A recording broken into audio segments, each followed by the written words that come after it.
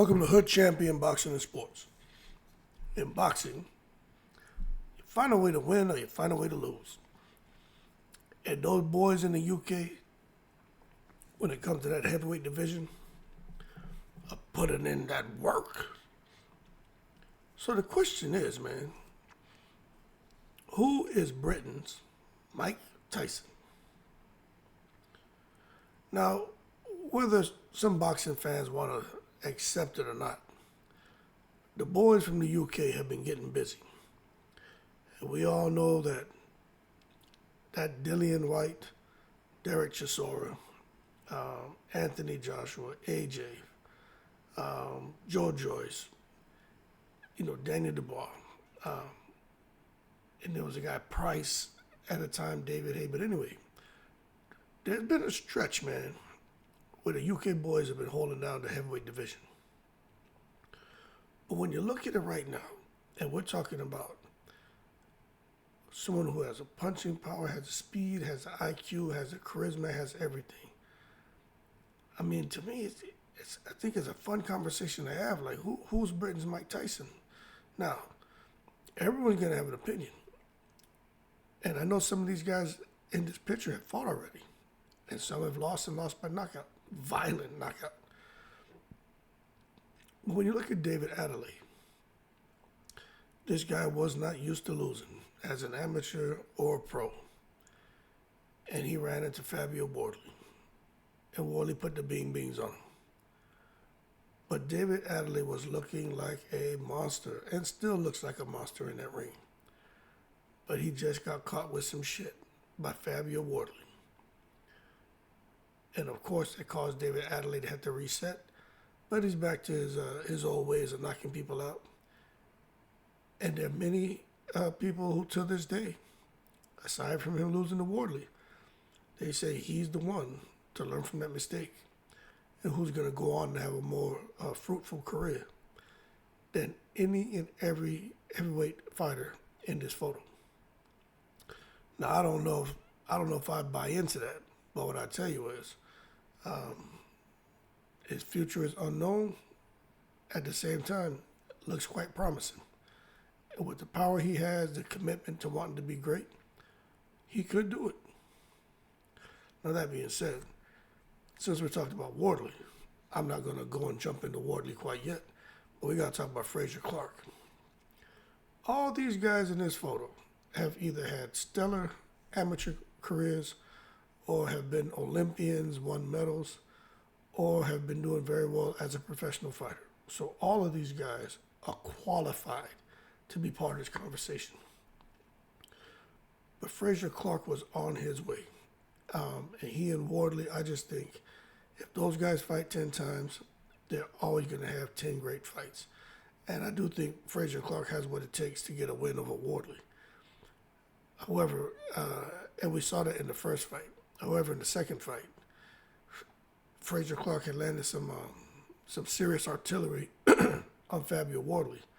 But Wardley came back firing, and this is a quality you want to see in a fighter who has the will, and that they refuse to allow their will to be broken. And that's what Wardley showed, because Lord have mercy, boy, it's like you back some animals in the corner, and they either kind of cower and kind of wilt right in front of you and tuck their tail between the legs and start yipping and yapping. Or you get some, you back them in the corner, all of a sudden, they let their nuts hang. They start growling, they rush you. You got a fight on your hands. And that's how Wardley is. You're not just going to back Wardley into a corner. Think he's going to tuck his tail between his legs and start yipping and yapping.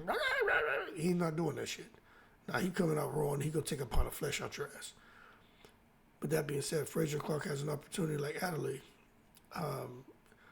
to bounce back and do something great, which I think he can. I think y'all need to remember this man was, a bronze medalist. So he's a quality heavyweight. And I think he's going to go very far. I just wonder how much damage that shot Wardley hit him with. Just how much damage that did to him. Permanent damage. And if it took a pound of flesh out of him to where now his punch resistance would be affected. Because that first fight they were in was, Dillian White likes to talk about maximum violence. That fight was maximum violence. and to see that they had a second fight. And unfortunately, man, I think the fight didn't last as long, but what he got hit with was something horrible, boy. Broke the man's face. Anyway, Frazier Clarke still has legs on him. What I mean by legs is he has plenty of years in boxing. But with his size and everything, I would hope that he would kind of get behind that stick a little bit like Lennox Lewis, drop the right hand, and not look for a mash-up, crash-up so much to avoid getting hit with big shots. Because when those big guys are in the ring with someone who has equal or pretty much something reach close to theirs, I don't think they anticipate that when they're so used to having to weigh because they normally have a reach advantage. But when you're in there with someone who has the same reach as you, they can get to you. And I think for Frazier Clarke, I think that may have factored in a little bit to that first fight, especially in the second fight, because Wardley was just able to get to him, and Clarke wasn't expecting that. Now you got to talk about Itauma. Now, out of all these guys on here, it seems like Turki Al-Sheikh and many others have basically said Moses Itauma is Britain's Mike Tyson. He's the one that's going to go much further than Tyson Fury, much further than AJ. He's the one to carry the torch for British heavyweight boxing. He is Britain's Mike Tyson, especially that he just beat Mike Tyson's record and became the youngest ever heavyweight champion. Now, of course, you got to look at the opponent he faced, but hey, it's not his fault, right? But we know the secret society's in full effect, so let's hold our horses and not take it to the stupid. Because Mike Tyson was out here putting the bing bings on real threats. Not taking nothing from Itauma. It's not his fault. That's what was put in front of him. But look, we know how shit works. Anyway, can't take away from his speed, his power, his IQ, and the fact that his trainer Ben Davison seems to have the ability to whip up, man, very good game plans, and to put him in with the right opponents. I do want to see Itauma step up. They were even talking about. Let me tell you something. If this shit was to happen, there should no longer be a doubt whether the secret society exists in boxing. They were actually talking about having Itauma fight Usyk next. I mean, just totally skip the line. I'm like, hold your horses, secret society. Let's not take it beyond the stupid. It's one thing to take it to the stupid. You want to take it beyond the stupid? He ain't earned no shot at no damn Usyk yet. What that tells me is the fact that they're throwing his name out there. I think he's the one that the powers that be have chosen to carry the torch for British heavyweight boxing. Nonetheless, he sent a 6'6", damn near 6'7", speed, power, young. He's got a lot of life in boxing, and I think he's gonna do great things because that damn southpaw style, speed, power, everything, he's got it. He's got it, man. But let's see how he looks when he starts to really step up against stiff competition. Because remember, a lot of these fighters, man, the different weight divisions, they look phenomenal so they're passing the eye test. But let's see how they look when it's time to pass the test. I mean, you get hit in the mouth and you go down. What do you do when you have to get up? That's what's going to tell us a lot about Itauma. Now, I talk about Wardley. Yeah, I talked about Wardley. Wardley's a beast, man. But then you got Daniel Dubois. And I'm going to tell y'all right now, I don't know what the hell Daniel Dubois, what he's done, what Don Charles has concocted as far as training, as far as strength and conditioning, as far as nutrition, supplementation strategy. I don't know what they're doing over there. But Daniel Dubois, for me, right now is Britain's Mike Tyson. I know many people say it's Moses Itauma. I think it's Daniel Dubois. I don't know what fountain of confidence this man has come across. But he didn't just take a sip from it. He dove into that shit head first and he turned to goddamn Michael Phelps in that fountain. Just swimming around and diving down and doing handstands and, hey, look at me, daddy. And I mean, like, he just went and just going crazy. Because this man, you can't hurt him. And if you do buzz him, I mean, his recovery is immaculate. His speed is on point. His defense is on point. His footwork's on point. His chin is on point. His power's on point. His dirty tactic game is on point. Because he'll headbutt the shit out you and elbow you, won't he? He's going to find a way to win, no matter what. But right now, I just think, and I think people are going to learn because there's still some people doubting Daniel Dubois. They're going to learn when he fights Joseph Parker and he knocks Joseph Parker out. They're going to learn that Daniel Dubois is Britain's Mike Tyson. But anyway, that's how I see it. But more to come on no Daniel Dubois. Now, AJ and Fury. There was a time when we'd all say AJ was Britain's Mike Tyson. Young, strong, knocking people out, man, you know, power in both hands, fight on the inside, fight on the outside. But that AJ's gone. Does he still have power? Yeah, but he's no longer Britain's Mike Tyson. You know, he's like a peacock. You watch when he walk around, he's strutting his stuff. He got his feathers spread. Hey, look at me, I'm Anthony Joshua.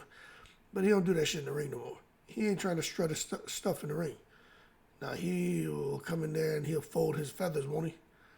And get on that bicycle. He ain't that Anthony Joshua that, with like them first 16, 17 fights. He ain't that guy anymore. And understandably so. He's been, I mean, the man had like 4 or 5 trainers. He's had losses. He's had doubt. He's, with Eddie Hearn over there putting, I mean, you know, an unreasonable amount of pressure on him. The bottom line is, Anthony Joshua still has life in boxing, but he ain't Britain's Mike Tyson. And I don't think he'll ever get back to position, especially with these guys floating around, especially these young up-and-comers, not only in Britain, but outside of Britain, these heavyweights. I don't think AJ will ever get an opportunity to have anyone view him as a serious threat to heavyweights anymore. That's just my 2 cents. I'm not saying he's done, but I just think he's just becoming another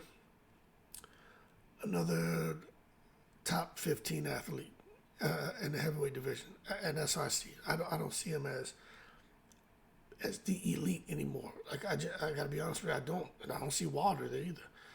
Okay, but Tyson Fury, he's definitely not Britain's Mike Tyson. Has never been. But he's Britain's Gypsy King, and he was the man. He was the man when it comes to British boxing. When Anthony Joshua was falling off, Tyson Fury was out there beating Wilder. Tyson Fury, and look, I do think Tyson Fury's career was pretty orchestrated. I do think he's had some help. But the bottom line is, when you get in the ring, he's had to do the business. And we all could have questions and concerns about Tyson Fury, but he definitely held the torch for British boxing for quite some time, until he ran into that little weird-looking Ukrainian named Alexander the Mustache Usyk, the guy with the balls on his chest. But nonetheless, what Tyson Fury's done for British boxing, Anthony Joshua's done for British boxing, you know, you got to say, if it wasn't for those guys, you know, in this generation, these other guys coming up we wouldn't be talking about them right now. I mean, they brought so much attention to British boxing. I know you had Lennox Lewis, you had the Frank Brunos, but I'm talking about on a global scale, man. What AJ's done, Tyson Fury's done, is nothing short of amazing. But when I look at this, if you ask me, man, who's Britain's Mike Tyson? Like right now, who's that guy for the next 5 or 6 years you think is going to really champion the division and champion Britain and go out here and get wins and just have people shaking in their boots? I think right now it's Daniel Dubois. That's just me. I know some people are not going to agree. I just think I don't know what's going on with him. That man is like half man, half machine. I don't know what he's doing. It's like he's eating gunpowder and shitting dynamite. I don't know what he's doing, but he's looking like anyone he gets in that ring with, he's going to blitz you, knock you out, and that's the only outcome that he's willing to accept, destroying his opponent. Behind Daniel Dubois, I think Wardley. And then Itauma. Wardley's already shown, man, I'm going to fight you.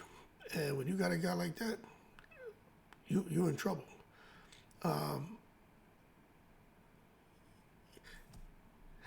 So yeah, Dubois, Wardley, Itauma.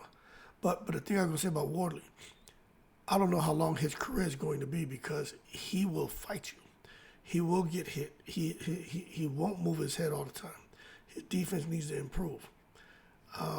So I don't know how long his career is going to be if he's going to continue to take 3, 4, and 5 to land 1 or 2 of his. Like, especially start bubbling up in competition, and you fighting these guys, these elite guys who are going to hit you. You just can't have a long career when you're taking damage, significant damage. Itauma looks like, out of all of them, remember, I think Dubois right now is Britain's Mike Tyson. But as far as who's going to be around the longest, I think it's Itauma. Itauma just boxer, puncher. He's deadly. Tall, rangy. Don't look like he's trying to get hit at all. He's doing the hitting. Itauma looks to be the one that's going to be around for the next probably 15 years because he's super young. He's not even 18 years old yet. 19? What is he? Yeah, I think he just turned 19 or something. 20 years old, some shit. Anyway, he's young. That man still got 50. Talking about the heavyweights. He got another 20 years in boxing if he wants. The heavyweights be around till they're 40 years old. And then Adeleye, he still got some work to do, but I think he can get there. It's not over for him. But right now, if I take a snapshot in time, I definitely have to say Dubois is Britain's Mike Tyson right now. And then after that, I think the guys who are really going to carry that torch, I think it's Itauma. But Wardley is a close second to Dubois right now. I just don't think his career is going to be that long if he keeps taking damage. But he will fight you. So your career could come to an end real quick messing with Wardley because Wardley's going to fight you. Anyway, y'all keep cool. Shout out to the veterans, all 7 continents. In the breeze.